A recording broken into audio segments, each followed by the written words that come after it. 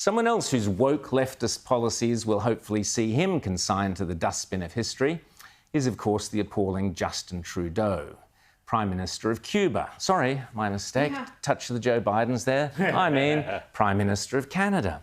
Although it's an easy mistake to make, after all, young Justin and his brother Michael were warmly welcomed to Cuba by the dictator Fidel Castro.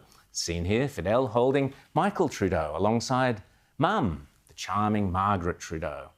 Shocking, of course, have been the scurrilous and wholly unfounded suggestions that Margaret Trudeau may well have been as fond of a fiddle as she was of a rolling stone. Over the years, there have been scandalous and utterly unpersuasive rumours to suggest that there is some kind of physical resemblance between the uber left-wing and authoritarian Cuban dictator, seen here on the right, on the left, and the uber left-wing and authoritarian Canadian Prime Minister, seen here on the left. The right. As if to suggest that there might be some kind of genetic connection between the Canadian Prime Minister and the Cuban communist dictator, heavens above. Now, you might very well think that, but of course I couldn't possibly comment.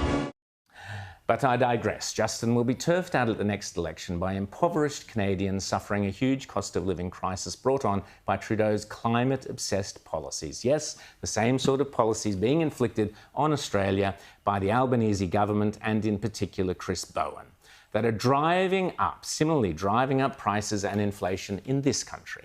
Indeed, Reserve Bank Governor Michelle Bullock warned this week about the Albanese government's failure to reboot Australia's woeful productivity performance. Business Council of Australia Chief Executive Bran Black added that, quote, alarm bells should be ringing in Canberra that the government's anti-productivity policies risk making it harder to get inflation under control, and if we don't fix this productivity disaster, exacerbated by anti-business policies, we saw some new ones of those this week, all Australians will be worse off. Well, Canadians are certainly feeling the pinch. The next Canadian PM will, fingers crossed, be the Conservative Pierre Poilievre, who has plenty to say about soaring inflation and the failings of the Trudeau economy. Last time we saw Pierre, he was munching on an apple. I showed you that footage, much to the confusion of some lefty journalists. This week, Pierre gave Justin Trudeau a piece of his mind over breakfast.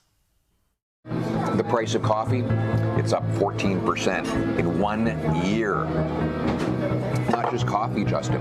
Bacon is up 8%. Milk to put in your coffee, it's up 7%. Bread's up 15%, and the butter on the bread, that's up 17%, Justin. Eggs, up 16%. Along with Donald Trump and Javier Milei, the Argentinian president Pierre Poilievre is the hope of the side, a Canadian Conservative in touch with real people, not trapped in the woke bubble, and someone who speaks plain common sense to working families. The average Canadian can't even dream of going on a vacation right now to Costa Rica. They're just dreaming about, well, affording food. In fact, there's a poll out, Justin, you might find interesting. About a quarter of Canadians are now borrowing money just for essentials like eating. Justin, can you imagine taking out a loan so that you can eat? And much like Javier Milei, an economist, Pierre Poilievre has the knack of explaining economics in easy-to-understand terms with his dry and cutting sense of humour. You know, it's called inflation, or just inflation. I like to put your name in there because it gets your attention. Here's how it happens. You print money to pay for your deficits, $400 billion. You increase the money supply in our economy by about 20% in 2 years. More money chasing fewer goods, that equals higher prices. Here in Australia, we are already seeing similar jumps in grocery prices, up in some instances by as much as 16%, according to the Australian Bureau of Statistics. In August in Adelaide, statewide food relief organisation Food Bank South Australia reported a 57% jump in the number of families seeking support. Quote, cost of living has gone out of control completely, said their CEO, James Chapman. That'll be down to the policies of Mr Chalmers, Mr Albanese, Mr Bowen in particular, and Mr Burke. Bloated government spending and no idea how to rein it in. You lot will be the ruin of us.